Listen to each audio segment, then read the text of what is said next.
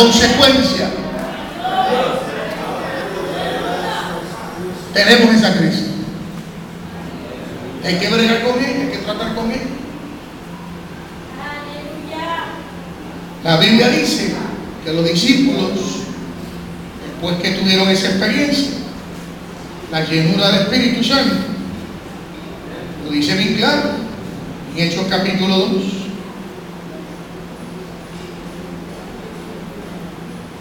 Se reunían, compartían el pan, había paz entre ellos, había entendimiento.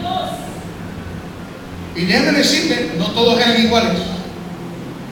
Cuando tenga tiempo, regresa a su casa, léase Juan capítulo 20, los versos del 1 al 18, a los cuales yo llamé en mi iglesia el domingo pasado la resurrección que restaura a los tres personajes más importantes de toda congregación: a un Juan, a un Pedro y una María Magdalena. Un Juan que nunca cometió pecado, lloraba en el pecho del maestro, dice la historia bíblica. Era el siempre, era el buenito, el buenito. Un Pedro que era terrible, un carácter horripilante, de doble ánimo, que se hundía en las aguas después que creía que podía caminar, porque era presuntuoso. Y una María Magdalena marcada para toda la vida por su pasado, pero a quien primero Jesús le habló y por su propio nombre antes de subir al Padre fue a María. Dígalo conmigo, hay que acabar con el machismo. Aleluya, como se goza la hermana. Seguro que sí. Hago referencia a que los tres estaban ahí, frente al sepulcro. Y en nuestra iglesia, en nuestras congregaciones, siempre tendremos esos tres caracteres. Aquellos que son los fieles que nunca han caído, los que vienen de esa estirpe religiosa, y gloria a Dios por ellos, que pueden pararse en un púlpito y decir: nunca he pecado, gloria a Dios.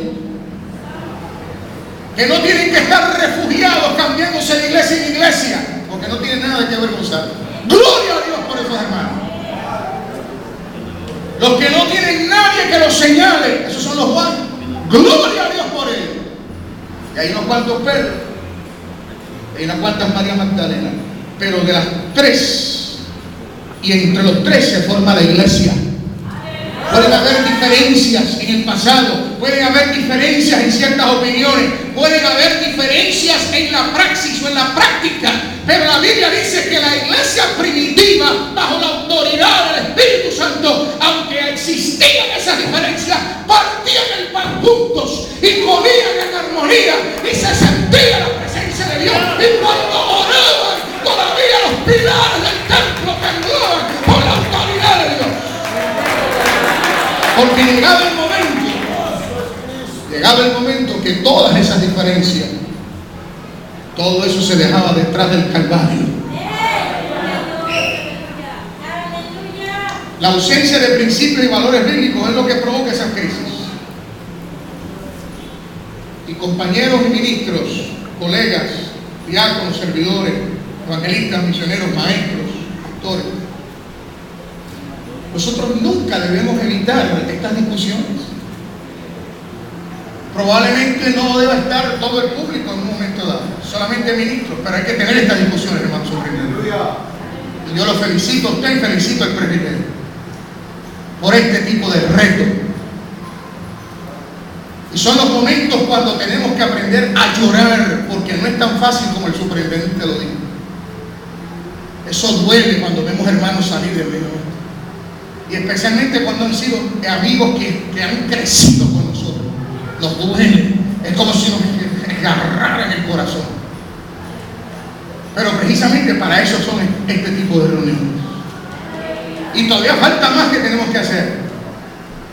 No solamente para gestar en la opinión, sino para derramar lágrimas delante de Dios. Para clamar de tal manera que el Espíritu de Dios pueda traer convicción